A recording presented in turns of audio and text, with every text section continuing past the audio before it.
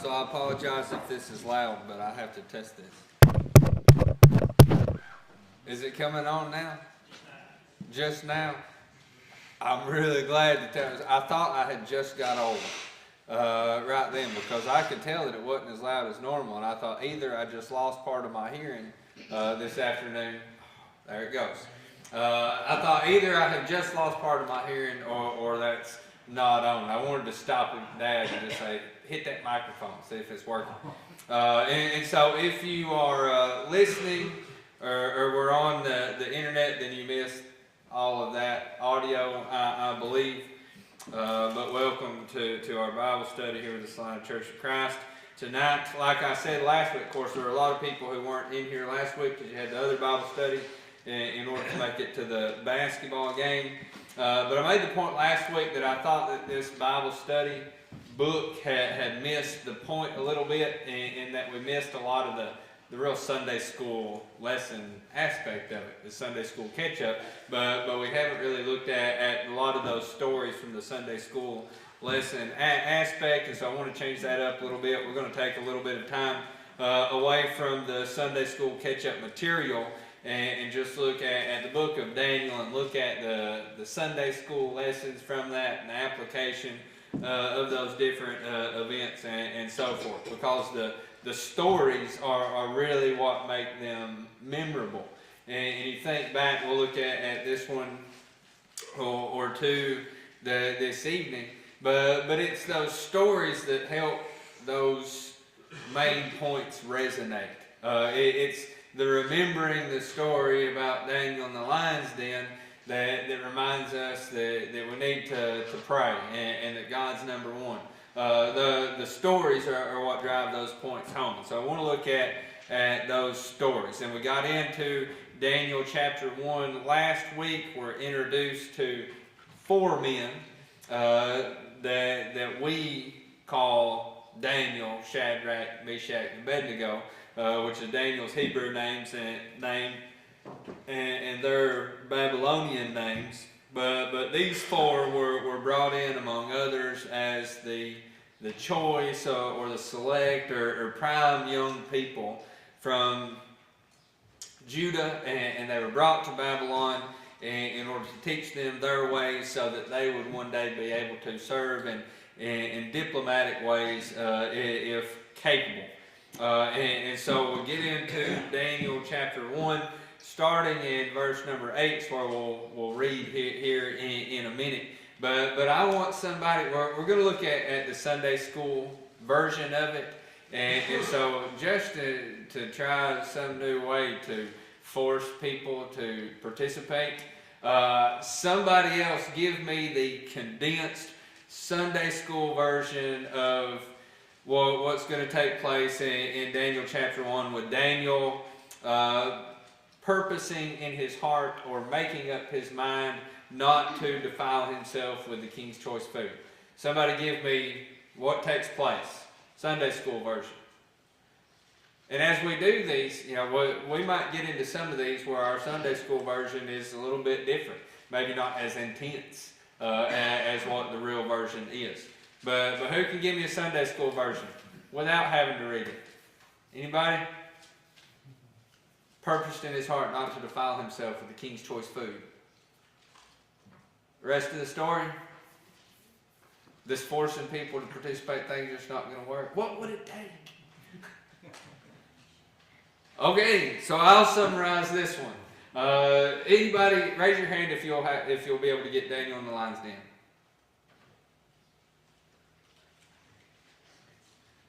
Take some time this week.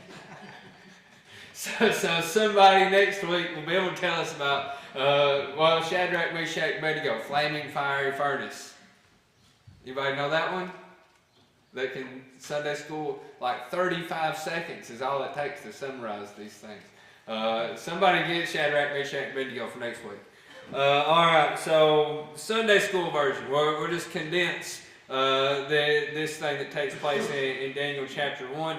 Daniel makes up his mind that he's not going to put anything into his body that's going to defile him spiritually. And so the king's choice food is out. He makes an agreement with the guard who's in charge of making them eat this food and taking care of them. Makes an agreement with the guard. I can't eat that. Give me a certain portion of time. And if we don't look just as healthy as everybody else who's eating that food, then we'll do whatever you want us to do. But just let me have this period of time. At the end of those 10 days, Daniel, Shadrach, Meshach, and Abednego had a better complexion, and the New American Standard says they were fatter than the other people. They had done well throughout that period, and so in the end, it was a win-win for both people. He didn't have to defile himself, and they got healthier like the king wanted them to do. Mostly vegetables, right? Yes. When we read it, we will read that they ate vegetables and drank water through that time. All right, so what might be the main application? If this were our Sunday school lesson, what would be the main application?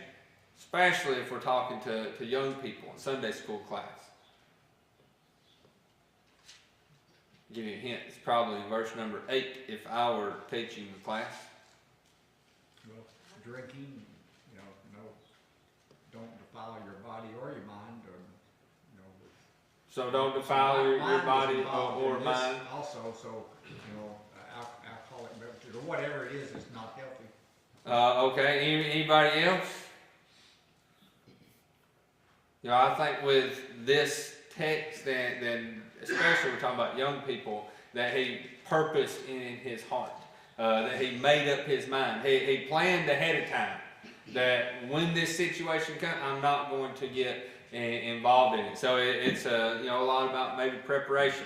Then of course there is just the aspect of defilement in general, that they didn't defile themselves, and at the end of that time they were better off. The ways of the world sometimes. This is king's choice food. Don't find yourself in a situation without having a plan. Don't find yourself, plan ahead. Of course, this is king's choice food. Way beautiful in the sight of the world, but God's way is going to be better. Do it His way, and you'll prosper. There are lots of good applications probably from that text. Anybody have another one we didn't? Is this like when your parents say, if everybody else jumped off the Obi River Bridge or the dam, would you too? I mean, not to follow the... That probably would be, because all these other, I assume that there's several more of these individuals being brought, not from everywhere, but several different that are coming out of Jerusalem at this time as well. But just these 4 are mentioned as not giving into the crowd, not jumping off the bridge with everybody else. And so that's a good one as well.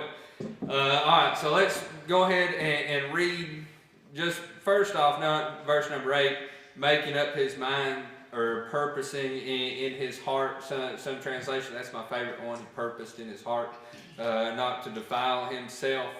Biblical heart, intellect and emotion, knowledge, all of those things, our spirit.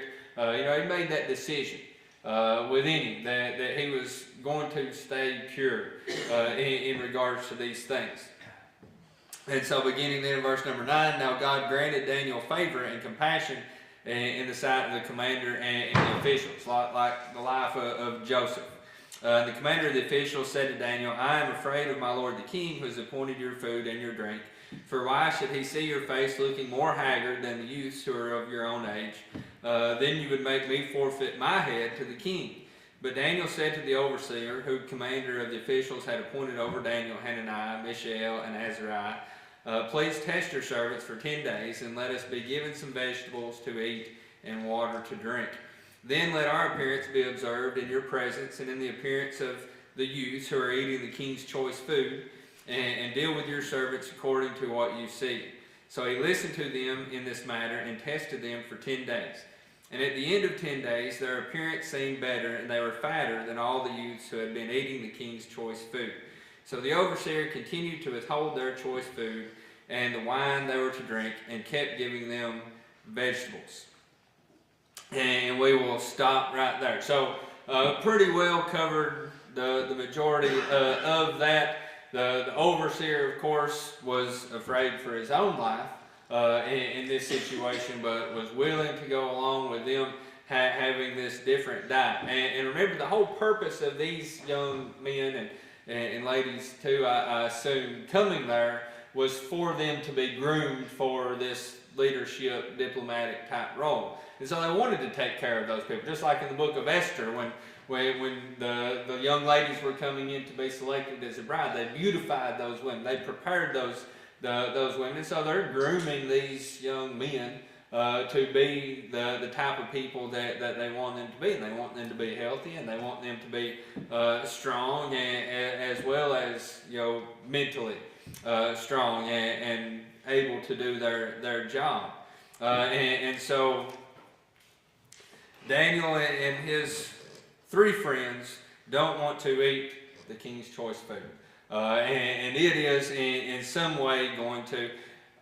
The New American Standard reads king's choice food. What was something else say? Delicacies. Delicacies. So, this is the best of the best as far as the Babylonians are concerned. And so let's look at that just a little bit. What law was Daniel living under? We got to understand that first. Moses, law of Moses. Daniel's living under the law of Moses, and so we have the 10 commandments, and then we have the other commandments, additional commandments upon additional commandments, and a lot of those commandments had to do with what they ate.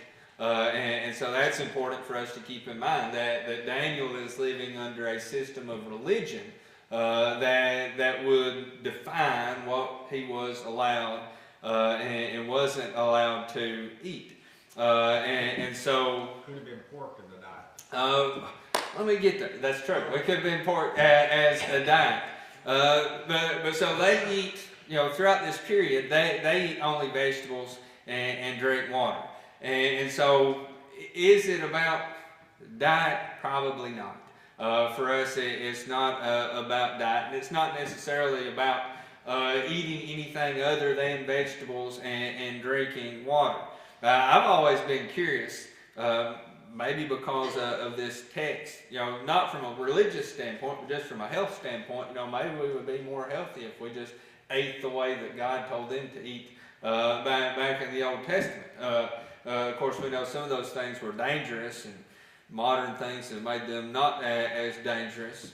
But God knows what's good for a body, and maybe we would do better off if we didn't have those pork chops and a few less pieces of bacon on our hamburger. Not that there's anything wrong with a hamburger. But anyways, this isn't necessarily about dietary benefits of one thing over another thing. This isn't that eating vegetables is going to make us healthier than eating steak, unless God is performing a miracle, and then we will. But they were allowed to, under the law of Moses, they were allowed to consume meat. Wasn't that they were just supposed to eat vegetables. Just like Dad mentioned alcoholic beverages. They were allowed to eat meat, and they were allowed to drink wine. What was defiling about this food and this wine? So it could have been, like Dad suggested, pork. It could have been that this particular type of meat that they were serving was considered unclean under the law of Moses. I think of a Babylonian king and what he would have for dinner that night. Maybe he would have one of those pigs on a skewer with a big apple in its mouth. That would have been out for Daniel. He couldn't have had a big pork roast and pork chops under the law of Moses, because swine were considered unclean. Think of the king of Babylon. Maybe he was having crab legs and lobster tail every night, which would have been considered unclean under the law of Moses. Maybe like catfish, unclean. He could have, as the king of Babylon, said this is choice food, and it could have been something weird like lizards and snakes, which would have been unclean. And so it could have been that the particular type of meat that he was serving was unclean in that sense. And it could have been that the wine, we don't have the best way of knowing at what point in the fermentation process the Bible is speaking of when it uses that word, because it uses it all the way from on the vine to the point of being strong drink. And we have to use our best judgment when we're reading those verses. But Daniel's used to speaking that language. Maybe he knew and understood the nuances of that word better than we do, and said, well, I'm able to drink wine up to a certain point, but this is strong drink. This is more than what I'm supposed to be consuming as a child of God. Either one of those things, or both of those things, could have been true. But the statement about defiling himself, and there's a more practical, more probable application than that. Something that Paul referenced to the church at Corinth about eating meat. Well, what was the issue at Corinth? Sacrifice. Eating meat sacrificed to idols. And of course for Paul says, I understand an idol is nothing, it means nothing, and meat is just meat. But to the person that has a different understanding than that, then it could be sinful for them to partake of this very same hunk of meat. And so that's something that has to be taken into consideration. And that was something just as popular all throughout history. Any time that people were worshiping or serving idols or different gods, then that was a very common practice. And so more than likely just the slaughtering process and the cooking of this meat. Think of Israel and the sacrifices, the burnt offerings that they made, and they had the meat hook, and so a portion of that was to consume, and then a portion of that was offered unto God. And many of these pagan gods, or pagan people, in the taking and slaughtering and the preparing of this meat would offer a portion of that to whatever pagan deity they might have been serving. In this case, it might have actually been the king himself, because the Babylonians viewed their king as deity. Think also of the wine, and how so many of these cultures, Babylonians included, had goddesses of abundance, and goddesses of rain, and goddesses of fertility that they would give a blessing because of the abundance of their crops and so forth. And throughout the taking of those grapes and the meshing of those grapes and the preparation of those grapes, they would usually offer a portion of that to whatever god or goddess they held accountable for being blessed in such a way. And so more than likely the case is that if I'm going to eat in the king's palace, I'm going to have to eat meat that's been sacrificed and offered unto idols. And I'm going to have to drink wine that's been, given over to this particular goddess. And so it may not have been anything to do with the diet itself, but more Daniel making a statement about his loyalty to God, his God, the God that he has always served, over any other God. And it was probably more a statement of religion and religious purity than it was anything to necessarily do with a diet. Alright, then in verse number 17, as for these 4 youths, God gave them knowledge and intelligence in every branch of literature or writing and wisdom. Daniel even understood all kinds of visions and dreams. Then at the end of the days which the king had specified for presenting them, the commander of the officials presented them before Nebuchadnezzar. The king talked with them, and out of them all none was found like Daniel, Hananiah, Mishael, and Azariah, who are Shadrach, Meshach, and Abednego, if you weren't here last week. So they entered the king's personal service. As for every matter of wisdom and understanding about which the king consulted them, he found them 10 times better than all the magicians and conjurers who were in all his realm. And Daniel continued until the first year of Cyrus the king. All right, so throughout the not eating the king's choice food, God blessed them. I had really... Do we have anybody in here who's a vegetarian? I had a really smart aleck comment about vegetarians. That, at the end of that time, the New American Standard says their complexion was better and they were fatter. And I was going to just make some joke about if you're not a vegetarian, then your complexion's not going to be, you're going to be gray and you're not going to be healthy. You're going to lose something unless God's performing a miracle, which is what he did here.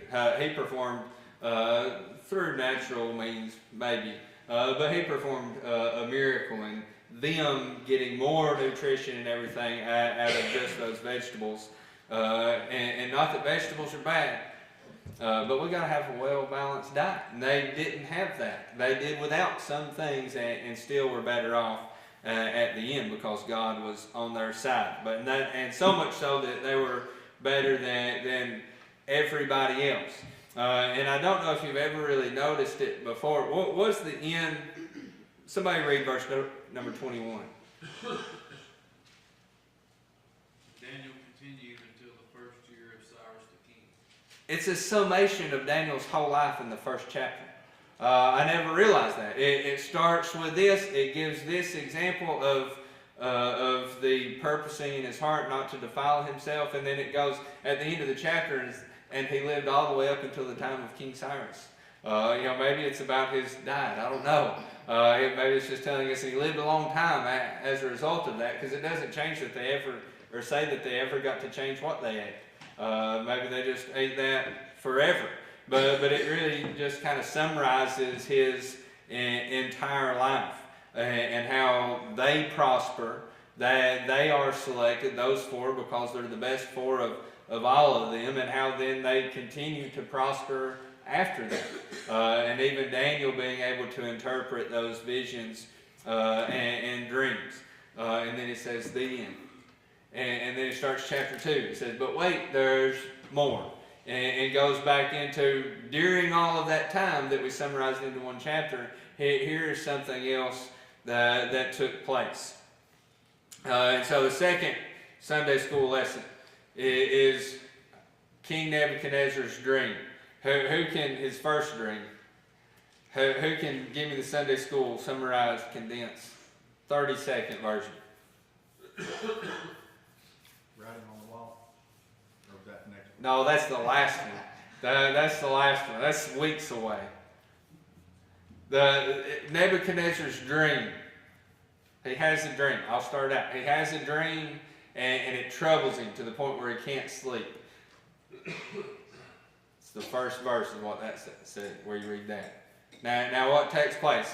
The king has a dream that troubles him. He can't sleep. What does he do after that? Tell him what it means, and nobody cares. Yes. To kill all the wise men.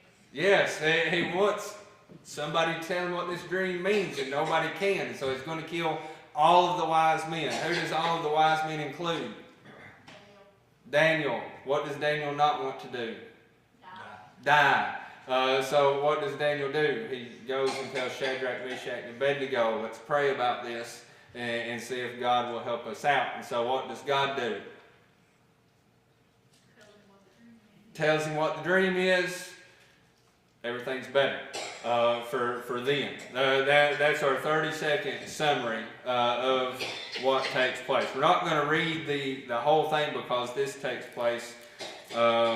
Chapter 2 is 50 verses, and so we'll not get through all of that this evening, and we're not going to try to read all of that anyways, but we are going to get started into it. So the King Nebuchadnezzar there in verse number 1 says, second year of King Nebuchadnezzar, Nebuchadnezzar had dreams, and his spirit was troubled, and his sleep left him. So the account begins with the first year of King Nebuchadnezzar. And so now this is a year later, past the defiling food situation.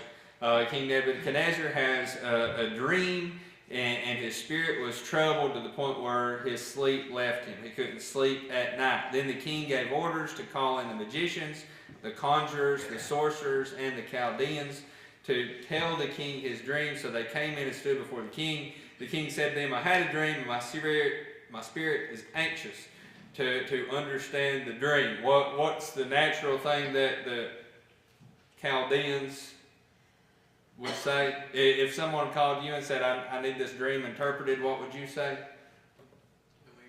Tell me your dream. That's what the Chaldeans. The Chaldeans is just another word for Babylonians, and so this is his group of wise individuals, the Chaldeans. And so he brings them in, says, I've had a nightmare that's bothering me. I want you to tell me what it means. They say, okay, just tell us what your dream was, and we will give you the explanation. The king says, nope. Here's the catch. In reality, then what's he doing? He's testing them. Not necessarily for the point of just testing them, but because he wants to know the authenticity of the interpretation. There's going to have to be something supernatural go on for you to be able to understand my dream without me telling it to you. So that would be some sort of authentication to your message being truthful. And he says, no, I'm not going to tell you. You're going to have to tell me first the dream itself. You tell me what I dreamed. Then you can tell me what it means.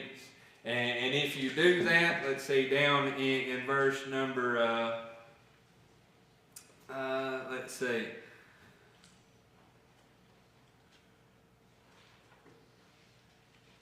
Six. If you are able to do this, I'm going to give you all these riches. I'm going to give you power. I'll give you anything that you want if you can do this.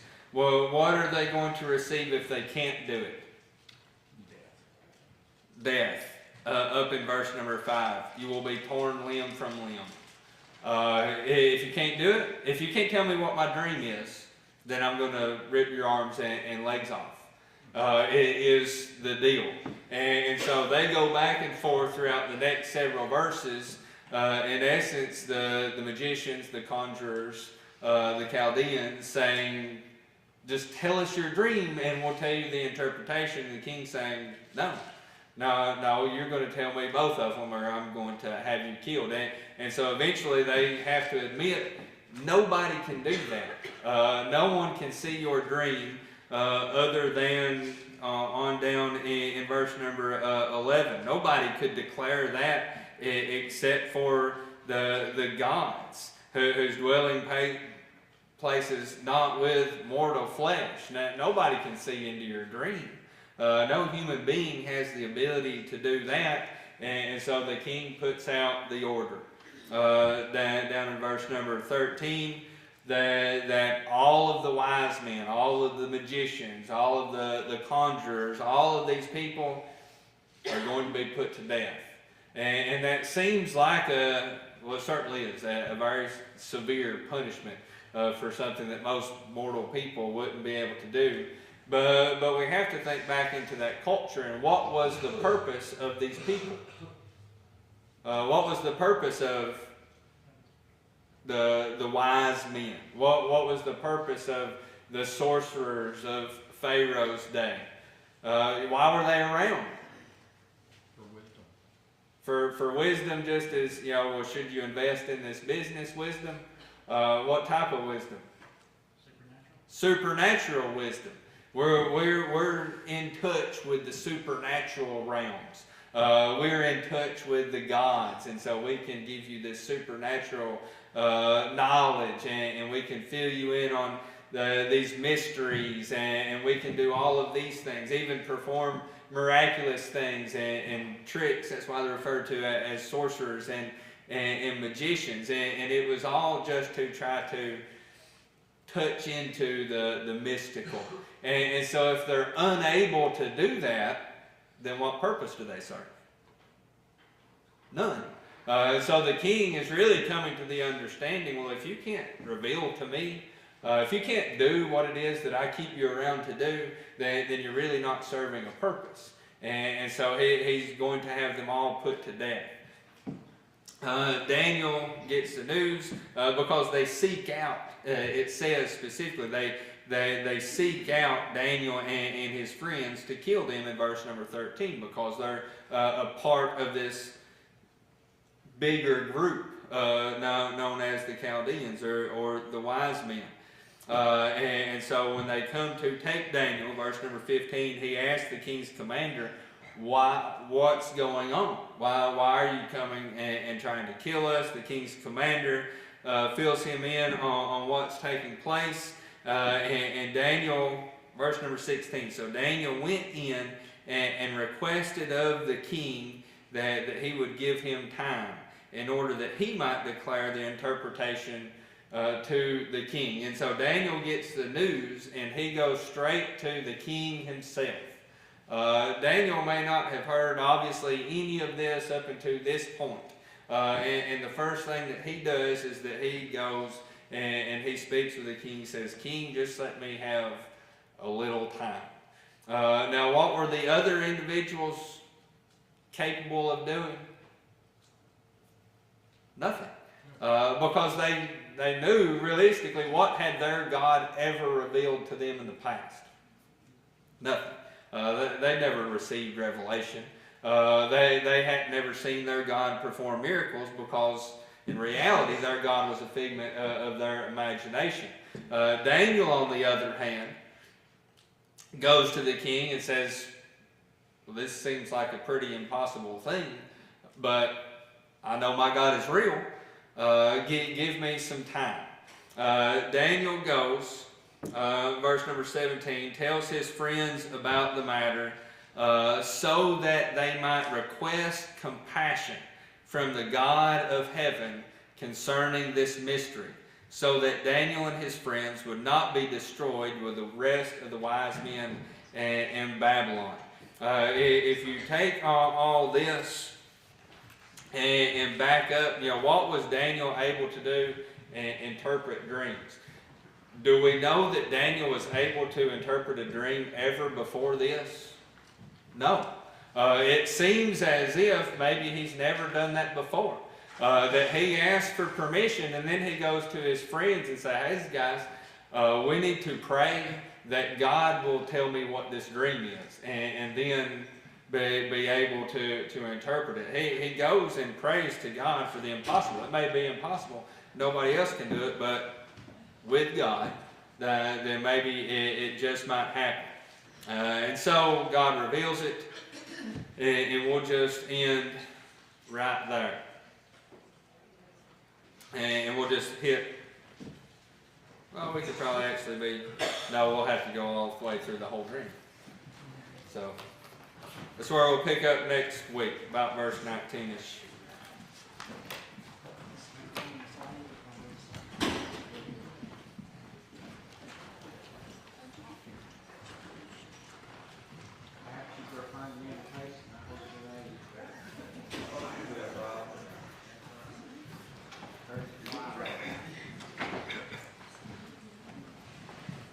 What is the number, man?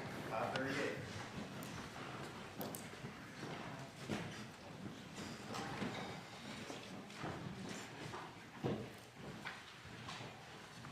Is that everybody?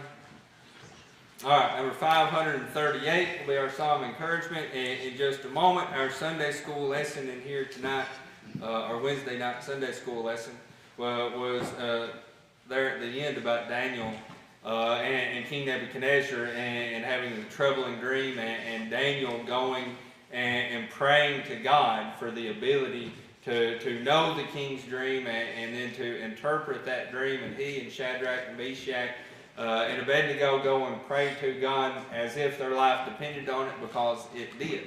And God answers that prayer. And I don't remember what the purpose of that Sunday school lesson was whenever we had it in Sunday school class, but it should have been God answers prayers, because that's what took place in that. And directly after God answers that prayer, and reveals to Daniel the dream that Nebuchadnezzar had, then Daniel prays again. And he says, "Let the name of God be blessed forever and ever, for wisdom and power belong to him. It is he who changes the times and the epochs. He removes kings and establishes kings. He gives wisdom to wise men and knowledge to men of understanding. It is he who reveals the profound and hidden things. He knows what is in the darkness, and the light dwells with him. To you, O God of my fathers, I give thanks and praise, for you have given me wisdom and power. Even now you have made known to me what we requested of you, for you have made known to us, the king's matter." I tell you what, Daniel knew how to pray. That was, if you go back and look at it, it was a prayer and a half. He praises God for his power and his might and his ability, not only for his wisdom, but also then the ability to make known to man his wisdom and the mysterious things, and thanks God for answering the direct prayer that God had just answered. You know, Daniel, he really knew how to pray. And it was even poetic when he prayed it. In my Bible, it's organized different than all the other words, because it's like a work of poetry. It's a beautiful prayer. You know, I don't always know how to pray like that. But maybe the secret to being able to say such a wonderful prayer as that is found in another aspect of Daniel's prayer life that we read about in another situation. And one of my favorite bluegrass songs, "Oh Daniel Prayed." Every morning, noon, and night, Daniel prayed. I suppose that we have to learn to talk to God the same way that we have to learn to talk to people. We have to get that first word out, and then we just start talking, and before long we just know how to talk. Maybe if we prayed as often as Daniel did, then we might be able to talk to God just a little bit better. This evening, if you need the prayers of the church for any reason, or perhaps you wish to obey the gospel, we can assist you with that if you'll just come as we stand and sing. Careless soul, why will you linger, wandering from the fold of God? Hear you not the invitation? Oh, prepare to meet thy God.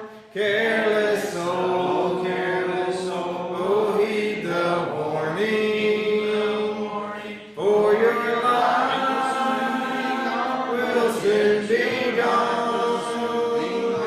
Oh, how sad to face the judgment, unprepared to meet thy God. If you spurn the invitation till the Spirit shall depart, then you'll see your sad condition, unprepared to meet thy God. Careless soul, oh, heed the warning, for your life will soon be gone. Oh, how sad to face the judgment, unprepared to meet thy God.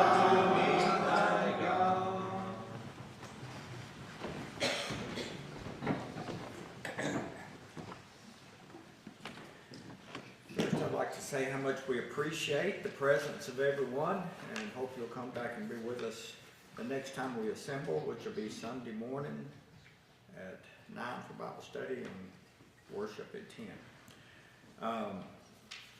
There is a gospel meeting that'll be starting on Sunday at Beach Bethany, and they'll have a variety of young speakers, and I think it goes through Wednesday. Don't remember the names, but I'll let you know on Sunday. Happy to announce again that Tucker Walker, Tyler's son, was baptized here on Sunday, so we're glad of that news. On our prayer list, Randy Risher is doing some better. He's showing some improvements after his strokes. Butch Young is home and with too much to eat, he said. He's been blessed, so I had to help him eat some of it last night. I took him a meal and he said, "Take it back and help me out." But anyway, he's doing good. Marlene Roden is at home. You keep her in our prayers. And I didn't get an update on Wilma Brown. Anybody know? She's at the nursing home now. Oh, so she's at the nursing home now. Okay, well that's so she's out of the hospital, conscious and Doing some rehab and things. in rehab. So she's at the local nursing home? Yeah. Okay.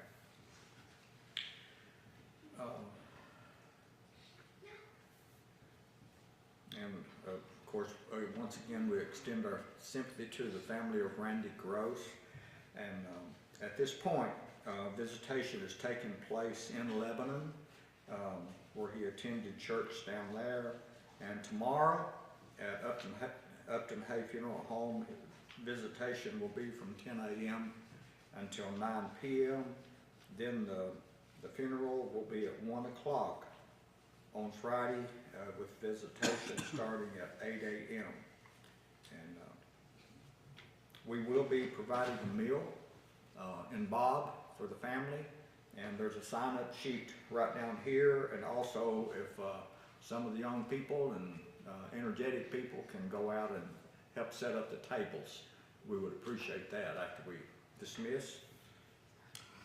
And I don't see Peyton out back there. So Jason, can you do the closing prayer? Okay. Do we have anything else to add, or any concerning our sick, or any corrections to what I've said? Brother Matt.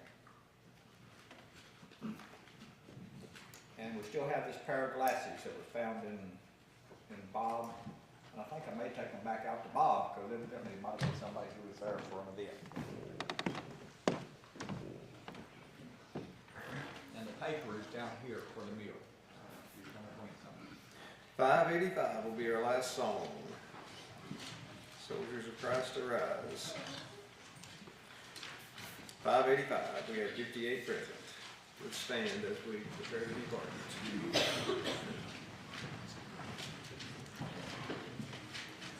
Soldiers of Christ arise and put your armor on, strong in the strength which God supplies,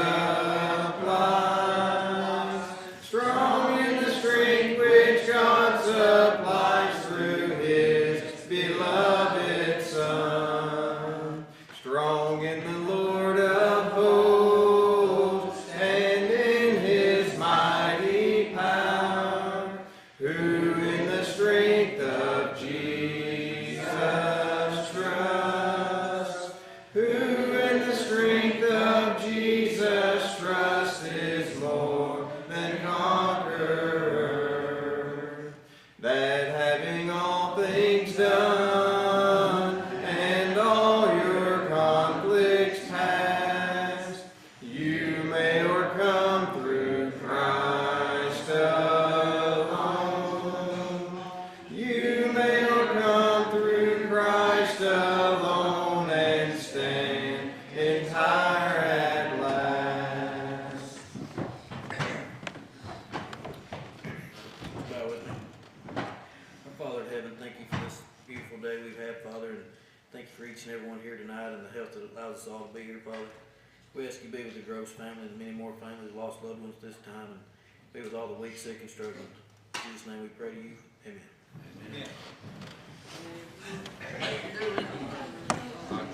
Man, I didn't think Yeah,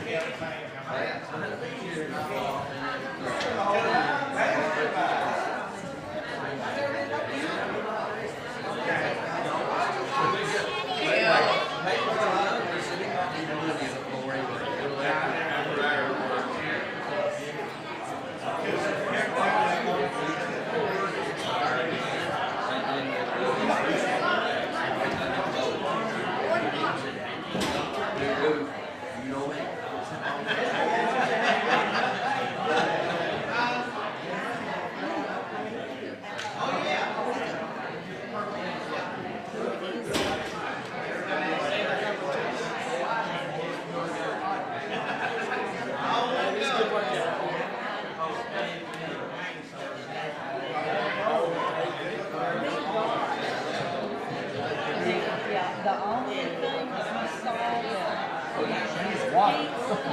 and we don't have anybody to sit there with pizza and go live. So, but I had, I took them every time and then somebody put them through I could do a pizza. And I don't, Yes, ma'am. Karen's not gonna do it. Right. Yes, I everything. know, There, I'll be as long as we've got,